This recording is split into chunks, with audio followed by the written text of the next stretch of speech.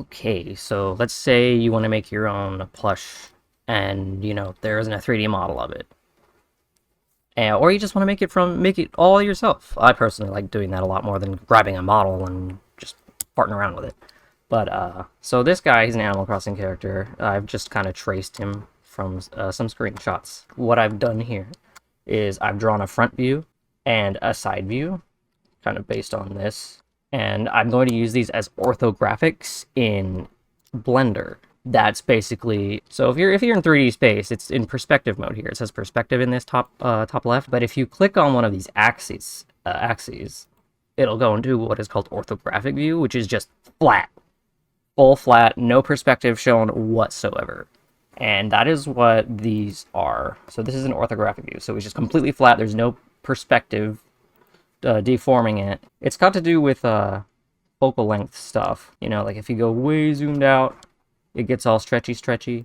But if you have the super close, it'll go super duper flat. It's hard to explain. So it's basically you're drawing ideally without perspective. Doesn't have to be perfect. You can tweak things obviously as in the 3D space. So I'll also try and cover what I'm doing as I do it in case you're like brand spanking new to Blender. I do tend to zone out and forget to narrate what I'm doing, so my apologies if I do that. But basically, I've got my front view and I got my side. Clip Studio, you can do this in Procreate and all that other good stuff. And it has this handy dandy little mirror tool, so I'm just gonna I use this mirror tool because that's what I draw him, and it'll mirror blah blah blah. And with this mirror tool on this layer, with the mirror tool, I'll use my select box, and I'll just select somewhere, and then I'll tell it to crop, edit crop, and then I'll just export. And that'll be penguin. So there's my front view. And I like for my my squares, my images to match the same exact size. And then I'll scooch him this way. And I like to model with them pointing the other direction. So I'm gonna flip him. You can see I made his side view head and body by just copy pasting. So there's my side view. I'm just going to save that as side view. So I've got my orthographics drawn. If you don't know how to draw or like you just don't want to, you can still model without it. So what I'll do here is I will now go to my penguin folder with Blender in the background here, and I'm just going to let me make sure I'm in the front view. By default, Blender's in object mode pretty much anytime you open it, but I'm going to use this viewpoint. I want it to view the front. So the front looks like the negative y-axis. And so that's the front, and I want my front view on the front. So I'm just going to drag this image right smack there. And what I'm going to do, I press the N key, but I think you can use this little arrow. Yeah. And I'm going to change the location and stuff so that it's all zeroed out. That way he's smack dab in the middle. And then I'm going to change to my side view, right, orthographic view. Now I'm going to drag the side view in and zero all of these out. And again, we're still in object mode. So now I've got those zeroed out, and because they're both the same exact size image, that means they are pretty much exactly the same height. They come in as empty objects, and I'm just going to, because I'm on this side view here, I'm clicking this one. This is my side view object. This is think of this like Photoshop layers. This is just your object manager window in this top right corner, basically. When you have something selected here, these are all of its handy little properties, and so with my side view selected, I'm going to go to this data tab. Looks like a default PNG representation, and I'm going to lower, see, show an orthographic view.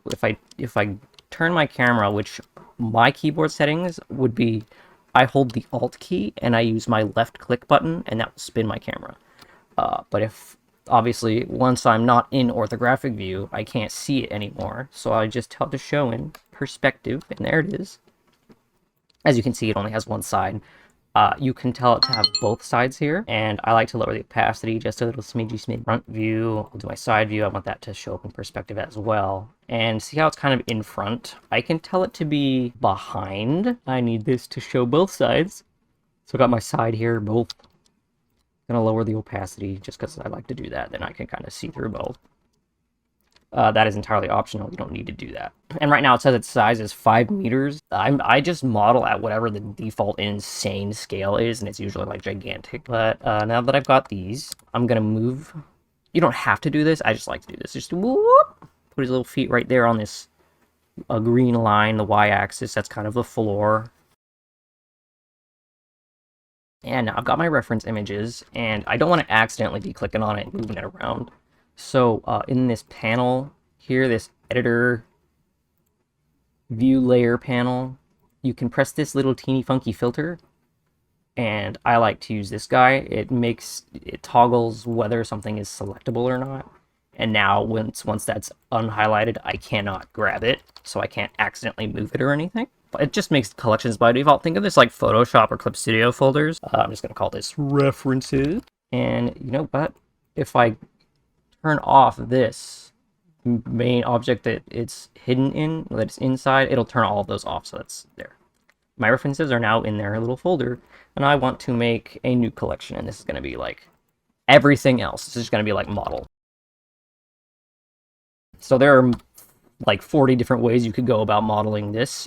You could add a bunch of spheres and go from there. I'm gonna cover using sculpt mode because I think that's more intuitive. So let's do UV sphere, just, you know, standard basic sphere. You can change how many segments it has. You don't need to go too high too fast. It's much easier if you keep it pretty low poly, because you can always add. So I've got my sphere here. So I've done that by adding add mesh UV sphere.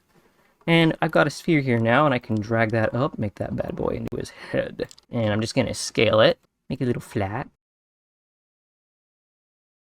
These are your handy tools here. And in object mode, technically any editing I'm doing right now is temporary until I like full on set it and confirm it. So I can fart around with this sphere. I can make it super flat and then be like, oh, well, you know, I think that's too small. That's the wrong anything, or I'm going to change this, and you can revert it, I believe, with object. It's object clear, and I've scaled it, so that's I want it to be back to a sphere, and I can clear location, and it'll put it back in this middle, because anytime you add a mesh object, its origin, which is, you know, its center point here, is always going to be at this little spot right here where all of the axes connect. This is like world origin, and it's the 0, 0, 0 placement. So if you remember in math, you got your X and Y grids. You know, if it's at 1, 1, it's like right in this top right little square. You go over 1, up 1. This is the same concept. It just adds a third axis so that you can use this 3D space. This is stuff I think you would cover in freaking trigonometry. Drag that bad boy up, and I like to use the keyboard shortcuts. Like G is to move, S is to scale, I think R. I got my sphere. It'll depend on your settings. You can change them to however you want them to be. You can change that in the preferences, or if you don't want to use keyboard shortcuts at all, you have everything. You can access everything. You could literally model without a keyboard. I'm going to try using this sphere, since that might be a little easier than meta balls, especially if you're new to stuff. So my front view here is kind of like really in the way, so I'm unlocking it. I can click on it, and I'm gonna adjust that opacity, or I'm gonna tell it the depth to be default. There, that's perfect. Now it's behind. I can tell it to go to the back. Make it so I can't select that anymore. So here's a rough head blocky outie. So I've got this sphere. This is like his head. I'm gonna call it head sphere, just so you know what's what in this little thing, this layer setup that might become a little chaotic. I'm gonna do the same thing. I'm gonna add another UV sphere. I'm gonna use that for his body. And as you can see, obviously, whoops, it's not gonna fit super perfect. I'll teach you about edit mode here. I'll cover. I've got the very base of his butt here, and I want the top of this sphere to extend up into the neck. So with it selected, I'm going to apply all the things that I did, because if I can undo, I can clear all of this out. I want to make sure this is how it exists now. This is its default state of being. So I'm going to tell it object, apply all transforms. That includes me moving it up, me scaling it. And when I apply all the transforms, that puts the origin back at the world center of 0, 0, 0. And you can use this origin point to do a lot of things. It will mess with modifiers and stuff. I don't know if I'll cover any of that. But basically, if anything is looking super jank when you're using like a mirror modifier, scaling, or whatever, if you're trying to do mirrored editing and it's super jank, your origin might be off. Like your piece could be all the way over here.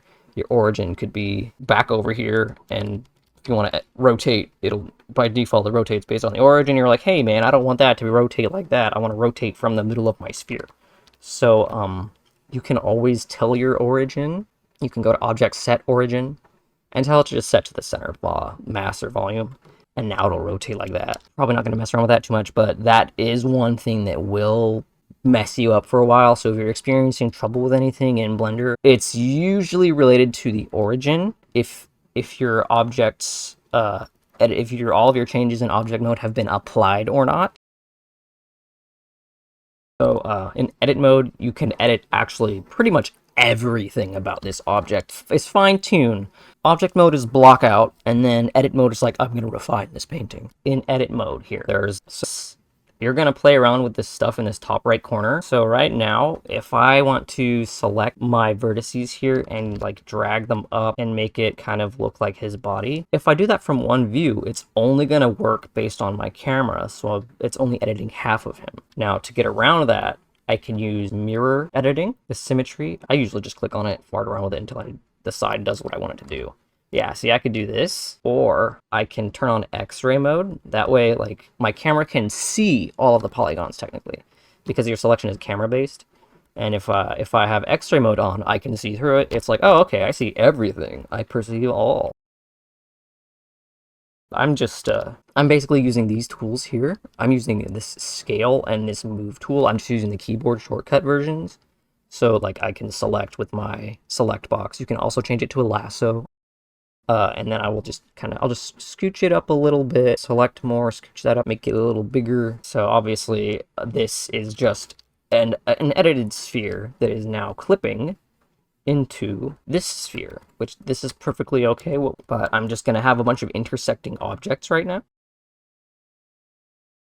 I could add another mesh, but I'll show you how to model a thing. I'm stupid, and I don't know how to make a single vertice in object mode. I just add a plane or something, and then I will go into edit mode, and it's all selected. I'm just going to tell it to, what I do is this is a plane. It has 4 points on it to make it a square, and I can go to mesh, merge at center, and that's just going to turn it into a single dot. I like to work with this. You don't have to work like this. So I'm still in edit mode, and I'm just going to scooch it all the way over here, and I'm going to trace this arm, and I'm not going to make it super duper smooth. It's going to be just big, broad things here. Okay, so let's see, 1, 2, 3, 4, 5, 6, 7. See, from the base to here, it's like 7 points. So this is 1, 2, 3, 4, 5, 6. I'll match that. I'll make them both 7, just because that'll make it nice and easy. And then what I can do here is I can select these, and I can press the F key. You can add a face, and I only know how to do that with the F. So if you don't want to use a keyboard, you can go to vertex, I believe, and new edge or face from vertices, and that will basically make this edge and put a face in the middle. This is your base. This is 3D modeling. Everything is made mostly out of squares or triangles, and that's what basically makes the 3D object, quote, physically exist. So I select my 4 points, I press the F key, or I go vertex, new face from vertices. If you're editing, right now, I'm in editing mode. My selection and stuff is, you can see it in this top left little spot here, way up here. My select mode is on vertex select. That is, these little dots are like connect the dots, those are your vertices, or that is a single one is a vertex. You can edit in edges instead, it will grab the entire line, or you can select by faces, and it will just go by each square. I like to use vertex select the most. So I'm just adding faces here, and if I have 2 edges selected, after I've added 1 face, 2 face, 3, I can select these last 2, and I can press the F key, and it will automatically kind of smart fill along as best it can. So that's why I made this side have 7, and this side also have 7. That way each vertice has a little matching pair. Now this doesn't matter much for sculpting for plush toys. This is really only important if you're going to rig or animate your thing, but a clean topology is nice to have overall. So I've got a flat little arm here, and right now it looks like it has 2 sides, but technically it only has 1 side. I will show you in the viewport shading your little visual edity boy. I'm going to tell it to turn on backface culling, which will hide the back. That's a surprise tool that can help us later. Technically, these polygons are facing backwards, and there's nothing technically on this side. It's all on that side. but just know that that might impact how you personally are thinking about your polygons. I want this to be a 3D object, not just a flat, like, sheet of paper. So there are multiple ways you could go about editing this. And you could do extrude faces or extrude along normals. Extrude faces. It will also just work along the normals by default, and it's like, oh, well, this points straight back, straight front. There you go. Here's your guy. So you can extrude, basically, that's option 1. Or you can add, in object mode, a modifier, and it is add modifier. The modifiers tab is this little wrench. So I have my plane selected, I got my wrench.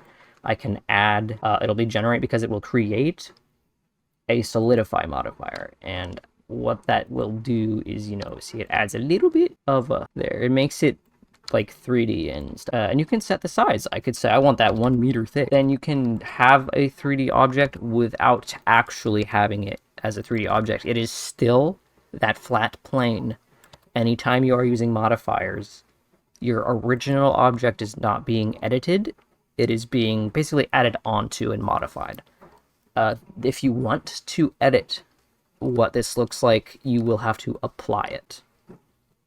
And you can only apply modifiers in object mode. And now, oh look, it has both sides. So basically, you can use a funky modifier that may be more confusing to you, or you can extrude from the faces to make a 3D object from a flat plane. Saying all of my movements are camera-based. If I want to extrude, I can do this. I will press my E key, or you can use vertex extrude. I think it's mesh, actually, mesh extrude.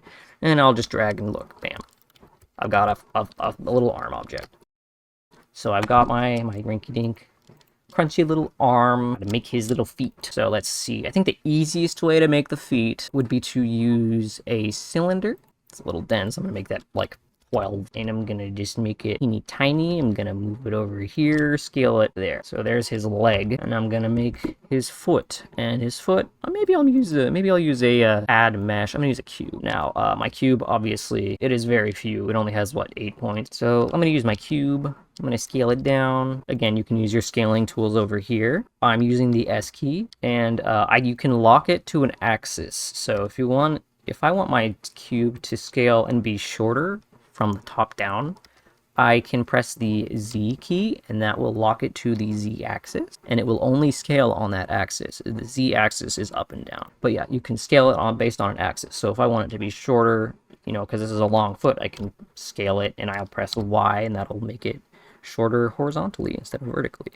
That's usually what I'll do. You'll play around with stuff, and because this is just a cube, I'm gonna make his foot like this. So I've got my nice funky basic blocky. Oh, that was way too thick. I'm gonna press the X key, and that'll scale it on that width, and then I'll just scooch that back over there.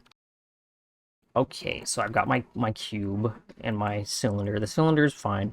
The cube, obviously, it's a cube. It doesn't look like a foot.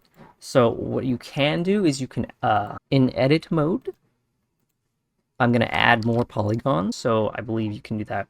You can right click, tell it to subdivide, and you can tell it to make more cuts. Or, because this will make them on both up and to the side, so both the X and Y axis, or basically all of them. And I don't really need that many. I can use this loop cut tool, and right now, by default, I'm in edit mode. It has a 1, so it will make 1 cut per click. I can change that. If I want my cube to be segmented into 3, I can do that, and it is only going to do it on the side that I've clicked on. So I'll do that, and let's see, that 3 is too many. I don't want that many for this. I'll do like 1. No, I'll do 2. And I'm keeping all of my stuff super pretty crunchy because I can use a modifier to tell it to smooth it out after I make the base form. So let's see, I've got my foot here, and I'm going to turn on X-ray mode. I'm just going to shape this foot. I'm in edit mode, moving the vertex shape. I think this needs 1 cut in the middle so that I can round out the back of this like that. Okay. So now it looks nice like that. Now see, because my origin is still in the center, I can use this mirror tool, and any edit I do on one side, it'll do on the other. If something happened and your origin is different, you can reset your origin to be the center of this thing by going to Object, Set Origin, and do like mass or volume, and that'll usually get it about in the middle. And now if it's asymmetrical, it's not going to be perfect. Or you can just edit. You don't have to use this. You can scale the, if I select 2 vertices and I press S key, and they'll scale down and all that good stuff. Although the front of his feet are pretty wide, so turning on extra mode so I can see my foot. Now, the way I drew the foot is I traced an image, and that image is not orthographic. It has perspective on it, so his feet are not shown as perfectly flat. But I'm just going to do my best and kind of reference. I want the bottom to be wide, but I don't want the heel to be wide. The heel kind of going to be kind of small, so I'm going to make the heel, select these, going to scale it on the x-axis so they're smaller. I'm going to have a little heel, and then his feet are going to get wider. Oh, yeah, see, I'm in edit mode, and I moved it in edit mode, so my origin is it's over here now, it's not in the middle, because I'm like, oh, I'm just going to move this. Oh, well, my origin stays wherever it is. So let me just object, set origin to volume. There, now it's back roughly in the center. My mirror tool here should work now. No? Well, I don't know then. I'm just going to scale it. Just scaling these down, kind of rounding it out. Let me move all of these vertices down.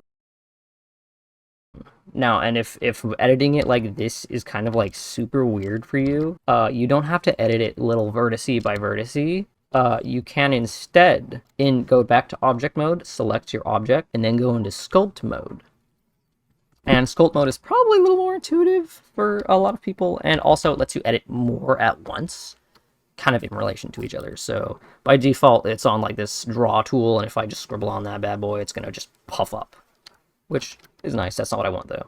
I'm just gonna smooth it. So to smooth it, you can hold the shift key, or there's a tool around here somewhere. I think it's this one. If I go to this bottom view, I want to, yeah, see in sculpt mode, I can't see my polygons, like I can't see the lines.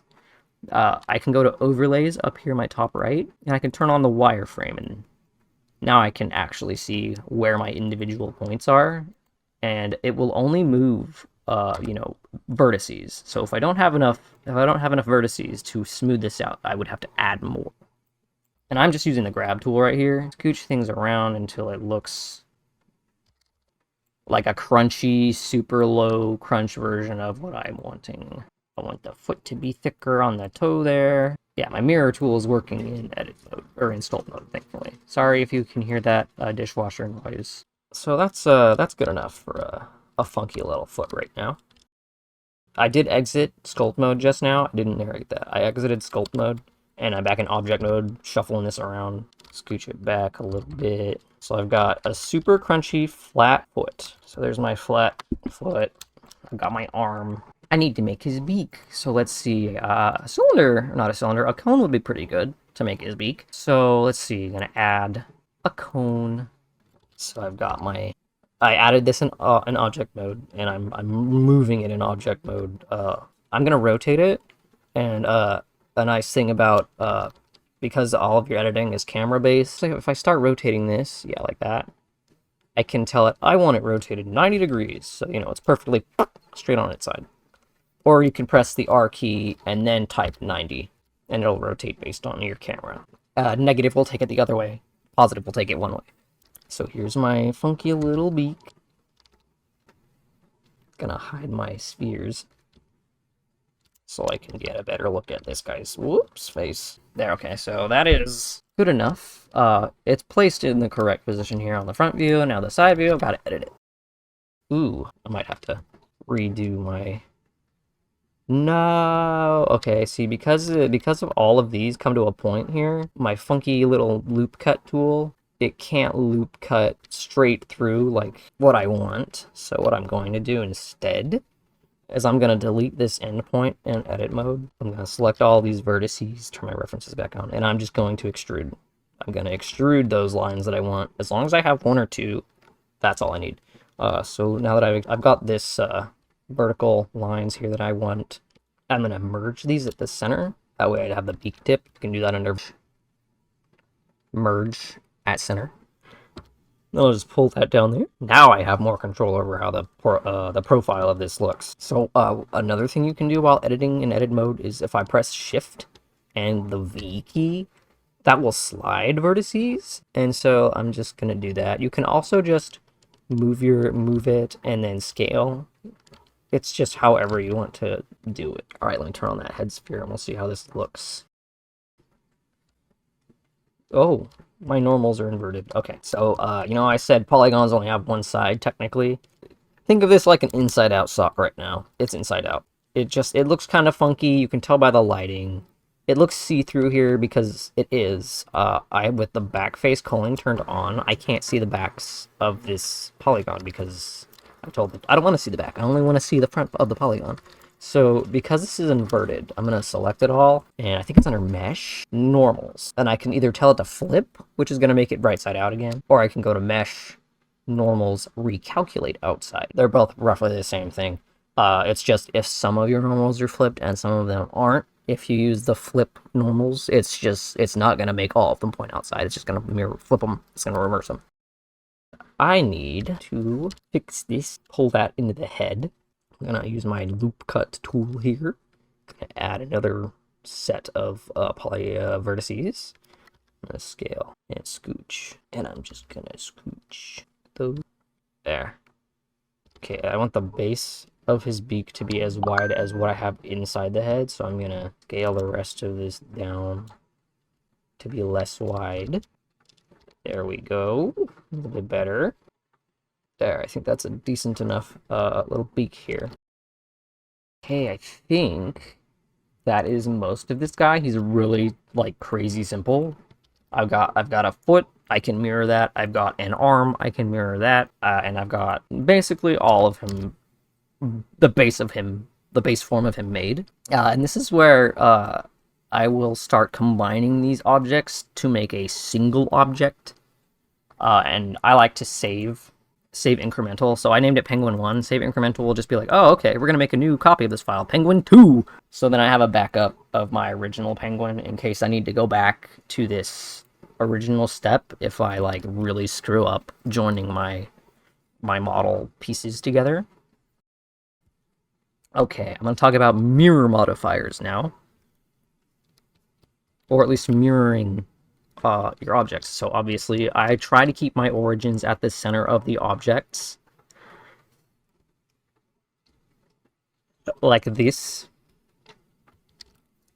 But if I mirror, it mirrors based on the origin. So this origin is your line of symmetry. So I have this foot set to mirror, but because it is basically exactly the same on both sides, you can hardly tell that there is something mirroring there.